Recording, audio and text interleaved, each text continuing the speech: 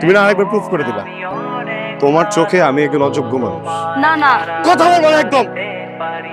আমি কথা বলতেছি, আমাকে কথা বলতে দাও। তোমার চোখে আমি একজন অযোগ্য মানুষ, এর জন্য বাসে ওভেন পাঠায় দিতা, বাসে আলমারি পাঠায় দিতা। এখন সে মানুষটা এতটুকু অযোগ্য হয়ে গেছে যে নিজের স্বপ্নটা পর্যন্ত দেখতে পারবে না। আমি গরিব, তোমাদের মধ্যে এত টাকা পয়সা আমার কাছে নাই, আমার বাপের কাছে নাই। আমার বাবা একজন কৃষক, তার পকেটে যে কয় টাকা ছিল সেই কয় টাকা দিয়ে উনি আমাকে যে পড়ালেখা করতে পারছে আমাকে ওইটাই করাইছে। ওইটা করে আমাকে শিক্ষিত মানে শহরে পাঠাইছে। আমি ওই শিক্ষাগত যোগ্যতা দিয়ে কিছু না কিছু করতে চাই। তোমার চাচা মামার টাকা দিয়ে না, এরকম না ব্যাপার। এইরকমই। আগে জানতো না যে আমার টাকা নাই, তো নষ্ট কেন সম্পর্কে টাকা দেখে আসতা।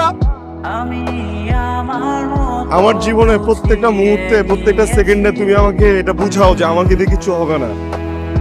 আমি খুবই অযোগ্য, আমি খুবই ছোট। সরি, নো, আমি শুনতে চাই না। আমি আমি আমি আমি এই পণ্যই হইতে চাই না। শারমিন, চাচার টাকা আছে, 1 কোটি টাকার গরম দেখো আমার না।